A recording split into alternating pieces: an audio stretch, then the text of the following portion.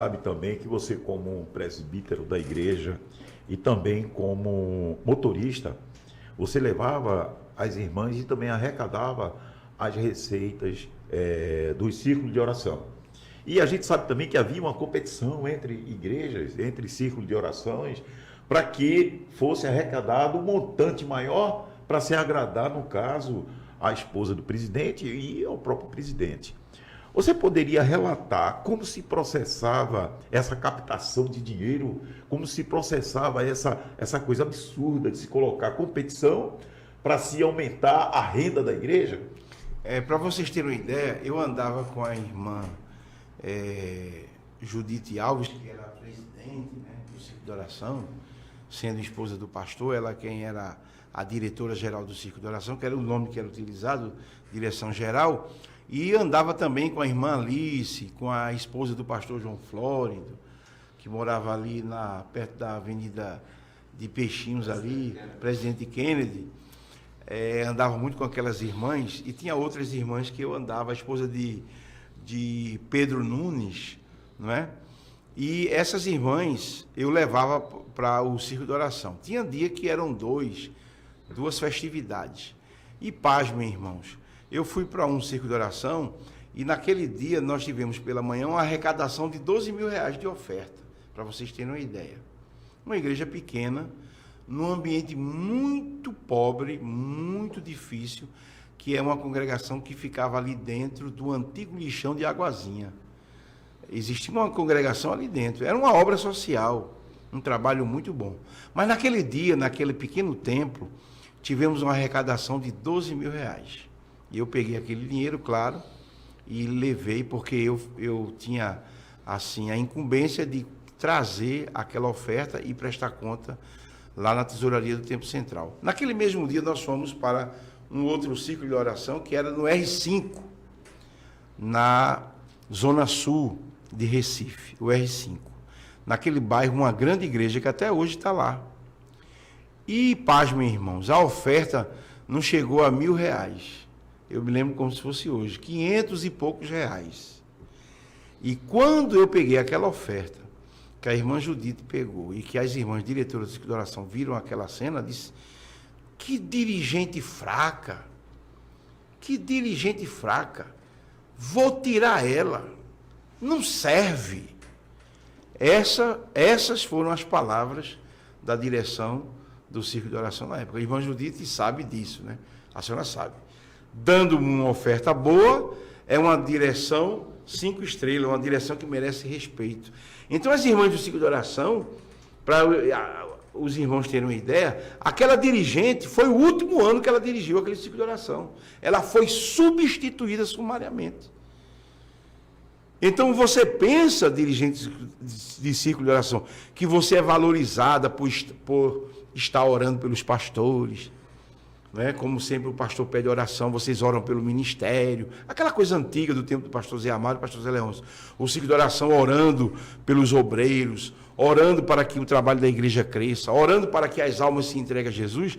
Na verdade, na gestão, essa nova gestão depois do pastor Leôncio, da morte do pastor Leôncio para cá, de 1998 para cá, essa gestão só tem interesse em lucro, em dinheiro e em oferta. As dirigentes do ciclo de oração, quando souberam desse fato, que foi um fato verdade, e eu presenciei, elas aí foi que começaram a disputar em essa questão de oferta, essa questão de dinheiro.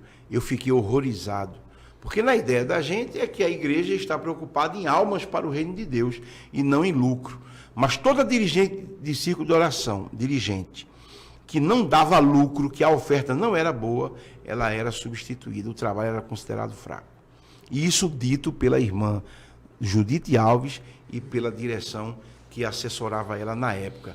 Isso era uma coisa que eu abominava. Eu só queria, doutor Miguel, acrescentar mais uma coisa, porque aí eu não posso deixar de falar. O que eu acho ridículo, e que eu achei também uma coisa, Josué, interessante, era que as irmãs do Círculo de Oração costumavam, muitas vezes, dar presente para a diretoria do Círculo de Oração.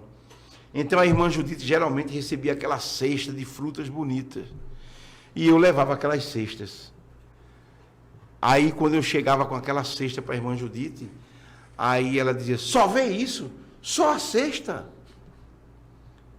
Vocês não querem, não? Aí pegava as frutinhas, a maçã, a pera, a uva, aí tirava, leva isso, pega fulano, lá na administração do Tempo Central. Quer dizer, desprezando o presente de vocês, dirigentes de ciclo de oração. É por isso que Josué, uma vez numa live, disse, vocês estão fazendo papel de besta, de bobo. Porque enquanto vocês têm amor para entregar aquele presente à diretora, irmã Judite Alves, ela despreza. E pasmem, depois desses anos para cá, ela já não recebe mais cesta não, é envelope com dinheiro. Aí vocês são mais bobos ainda, porque ela fica sorrindo.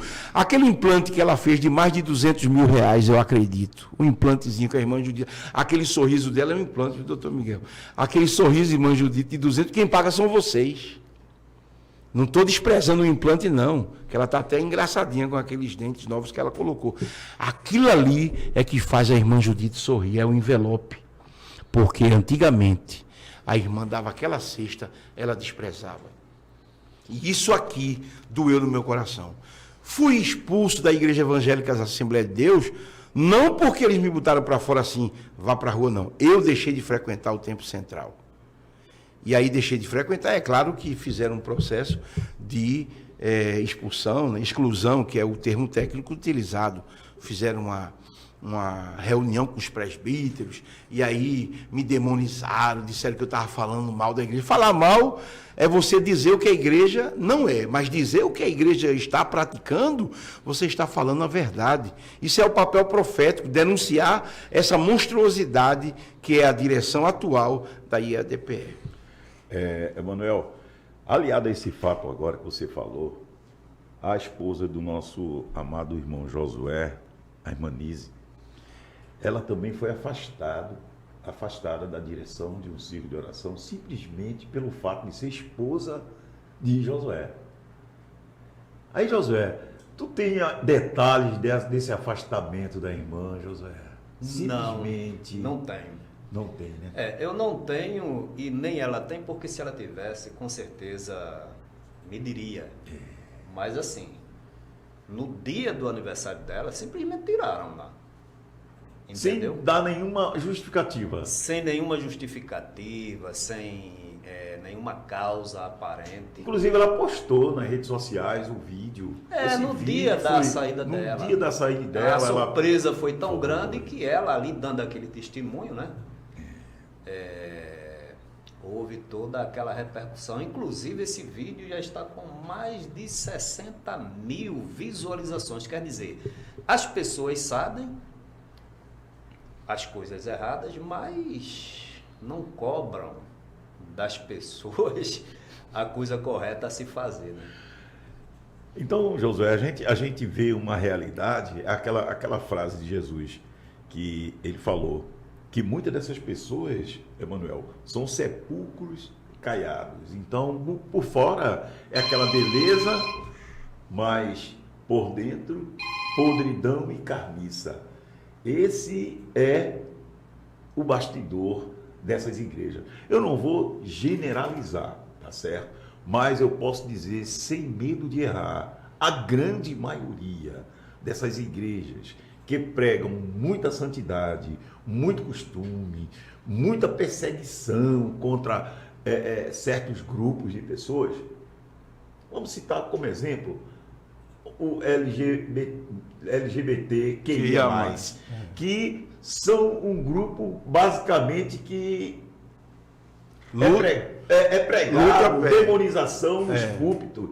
E a gente vê essa situação se perdurar com muitas e muitas igrejas com essas práticas nefastas de perseguição, de morte, eu posso dizer morte, de promiscuidade, que a gente vê o caso da igreja de Flor de Lis, lá no Rio de Janeiro, e muitas outras igrejas, aquela situação do pessoal lá de Blumenau,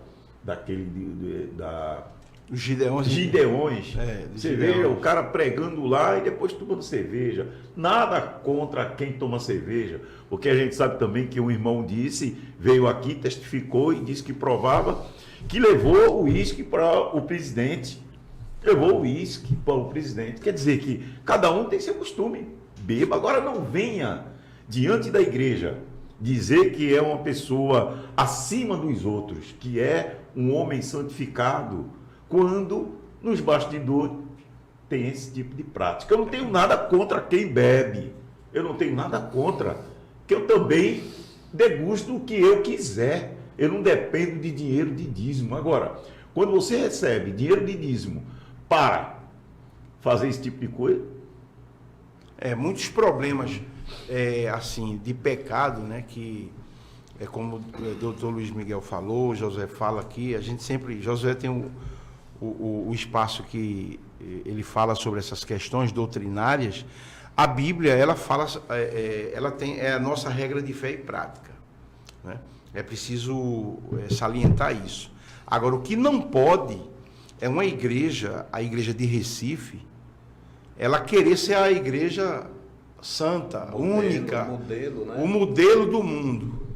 Porque a Igreja Evangélica Assembleia de Deus, do estado de Pernambuco, Ministério de Belém, gerida por esse gestor e por essa direção atual, de 1998 até hoje, 2023, é uma gestão podre, suja, porque ela é contra o pecado do mundo, mas ela faz pior, porque todas as práticas que nós condenamos no mundo, ela tem dentro de si, por trás nos bastidores, muitos pecados que a Bíblia fala que é contra, essa questão do casamento, essa questão de aborto, por exemplo, que é condenado pela Igreja Católica também. Por que você pensar que um pastor da Igreja Evangélica Assembleia de Deus, inclusive da direção da IADPE, autorizou um parente não, mande fulano abortar, não é? Um parente do pastor tendo relações dentro do templo sagrado com rapazes, que isso aí chama-se pedofilia, entendeu? Um parente do pastor tendo relações com outro jovem mais novo, até crimes. Essas denúncias, inclusive, nós fazíamos na própria igreja, porque eu quero dizer para os irmãos que, no tempo do pastor Zé Leôncio, essas denúncias de relação homoafetiva, essas questões, eram trabalhadas dentro da igreja, conforme diz a Escritura. Chamávamos a comissão e a comissão ia tratar os casos. Nessa direção atual, não. Nessa direção atual, no meio da família da direção da IADPE, tem esses casos grotescos e são abafados. Quer dizer, eles se dizem modelo quando, como disse, são sepulcros caiados. Eles não têm moral para falar de pecado, porque o pecado reside na direção da IADPE. Eu não quero dizer nas congregações dos irmãos de boa fé, dos irmãos que glorificam a Deus no seu dia a dia. Agora sim, eu queria dar um conselho para vocês. Todo o dinheiro que vocês dão para a igreja, vocês estão enriquecendo a minoria, a diretoria, que é o presidente, o vice-presidente, o primeiro secretário, o segundo secretário, o primeiro tesoureiro e o segundo tesoureiro. Só esses homens e a gestão dos pastores, que são chamados líderes locais, é que recebem dinheiro, enquanto vocês trabalham de graça, não é? Então vocês precisam deixar de contribuir. Vocês precisam urgentemente ouvirem o que nós aqui estamos aconselhando. Pensem bem, todo o dinheiro que vocês estão dando à Igreja Evangélica Assembleia de Deus é para o pastor presidente e a sua família, e todos aqueles que estão sob sua proteção tomarem um café no aeroporto de Londres, no aeroporto da Espanha, no aeroporto da Alemanha, nos Estados Unidos, irmão Josué. Um café que eles tomam, que eles pagam em euro, quando estão na Europa, e quando estão nos Estados Unidos, pagam em dólar. Aquele cafezinho que ele toma, que ele paga $2, $3, é com a sua oferta. Agora, irmãos, assim, por que eu estou falando isso para vocês? Eu estou falando, não é para vocês ficarem revoltados, é para vocês apenas não contribuir. Continuem na igreja, mas não contribuam. Por quê? Porque o trabalho social, que tinha na época do pastor Leôncio. E as dirigentes do Círculo de Oração, José, eu acredito muito que sua esposa fez isso, porque foi dirigente do Círculo de Oração, irmã Nise. As irmãs do Círculo de Oração tinham sempre um dinheiro que era dado por irmãos à parte. Diz, ó, isso aqui é da igreja, e essa aqui a irmã Nise fica, porque se tiver um irmão necessitado, a irmã ajude. Isso era uma prática, é uma cultura da Igreja Evangélica Assembleia de Deus. E muitas dirigentes do Círculo de Oração faziam obras sociais. Dirigentes de mocidade, dirigente de coral, porque tinha aquela ofertinha que às vezes os irmãos davam. Às vezes tinha até uma caixinha. Né? Era uma caixinha. Não era caixa 2 não, feito o pastor Ailton faz, que ele tira não. Dinheiro para fazer as compras de fazenda. Com anotações, né? Não. As irmãs tinham uma caixinha que era uma chamada caixinha da misericórdia. E tudo aquilo as irmãs ajudavam os necessitados da igreja. Uma passagem, deu uma alimentação. Mas aí o que foi que aconteceu? O pastor presidente atual, ele proibiu que essas ofertas alçadas fossem devolvidas ao Templo Central. Veja. E aí criou o departamento social no Templo Central, que é uma sala bem bonita.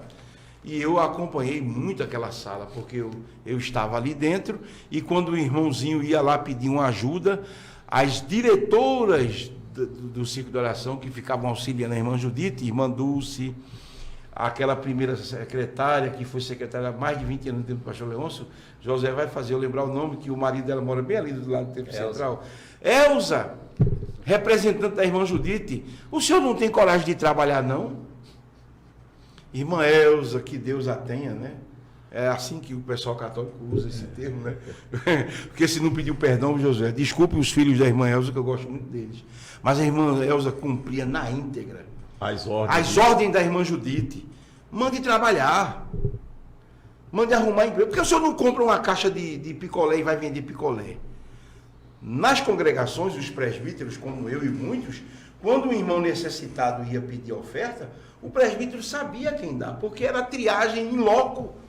Era teologia, Josué e Miguel, doutor Miguel, feita na comunidade, como defendia o teólogo Karl Barth, teologizar em comunidade. Quer dizer, o presbítero da Assembleia de Deus no tempo do pastor Zé Leôncio, ele administrava muitas coisas no local, dava ajuda de custo, uma passagem, uma cesta básica, uma receita médica, um botijão de gás. Na primeira reunião do presbitério de 1998, em novembro, o pastor presidente da IADPE, a primeira ordem dele, proibido despachar receita médica, proibido dar botijão de gás, proibido de dar oferta e cesta básica aos irmãos. Tudo vai ter que vir aqui para o Templo Central. E ele, depois disso, ele disse, para que a igreja em favela? Igreja em favela só dá despesa. A gente tem que colocar as igrejas evangélicas nas grandes avenidas. De 1998 para cá, o que mais se viu foi a Igreja Evangélica Assembleia de Deus nas avenidas. Porque na avenida, o pastor presidente disse na época, porque ela mesmo paga. A igreja na avenida arrecada mais e aí a gente consegue ter mais dinheiro aqui. Esse foi o objetivo e esse desastre que é essa direção, viu, Josué? Eu não quero aqui dizer que eu penso contrário, não. Eu penso com bastante razão. O desastre dessa direção, toda essa sujeira que é a direção da Igreja Evangélica Assembleia de Deus de Recife, é culpa desse gestor atual. Por quê? Porque ele concentrou todo o dinheiro no Templo Central. Aí você pergunta, irmão Emanuel, por que o senhor está dizendo isso? Esse presidente, e eu quero encerrar essas considerações dizendo o seguinte a você, irmão.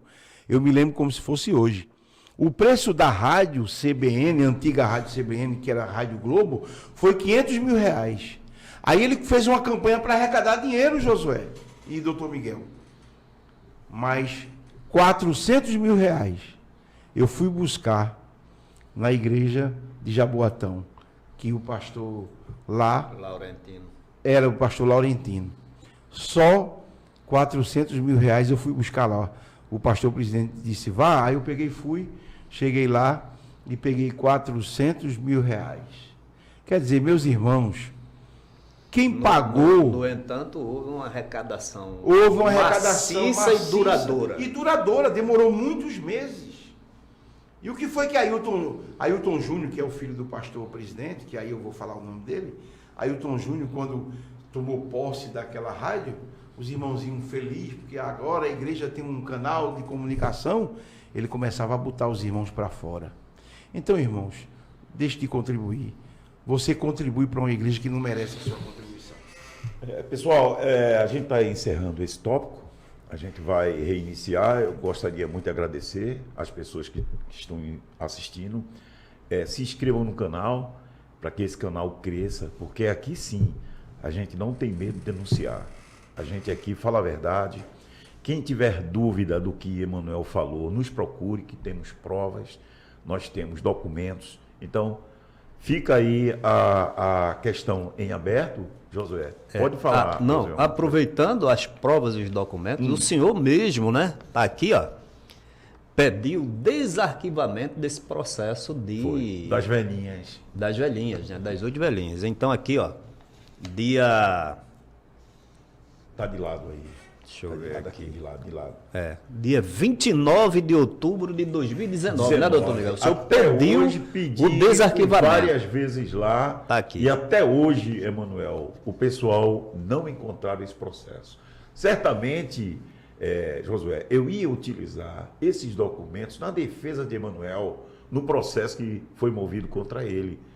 Mas, infelizmente, eu não tive acesso a essa documentação. Estranhamente, esse processo desapareceu. Não acharam ainda? Não acharam e a gente está até hoje aguardando, que eu espero que apareça. Agora imagine eu, na idade que eu tenho, crente desde criança, jogar um assunto desse e pedir que o Ministério Público investigasse a Igreja Evangélica Assembleia de Deus. Quer dizer, fiz a denúncia, continuo afirmando tudo que disse há mais de 20 anos atrás. O meu depoimento é o mesmo. A irmã Judite cometeu um crime e ela precisa pedir perdão a Deus. E a direção que está por trás dela precisa se preocupar muito. Na verdade, não vai se preocupar porque não tem Deus no coração, né? Porque se o presidente tivesse Deus no coração, ele já estaria pedindo perdão a Deus pela maldade que fizeram esse tempo todo. Bem, pessoal, a gente está encerrando esse tópico.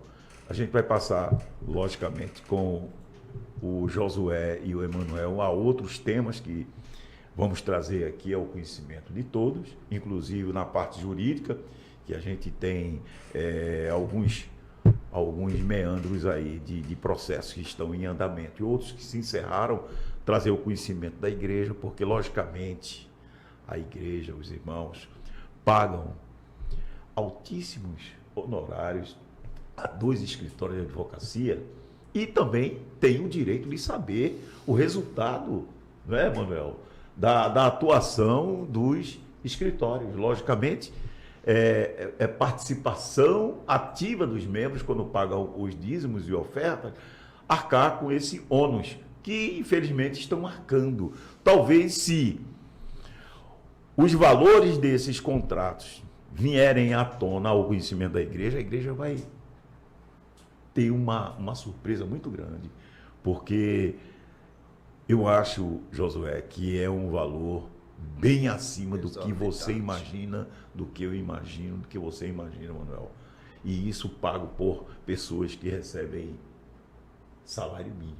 Então, eu quero agradecer, nós vamos dar uma pausa e voltaremos em seguida com outros temas. Agradeço imensamente a todos que ficaram aqui até esse momento nos ouvindo e assistindo. Grato.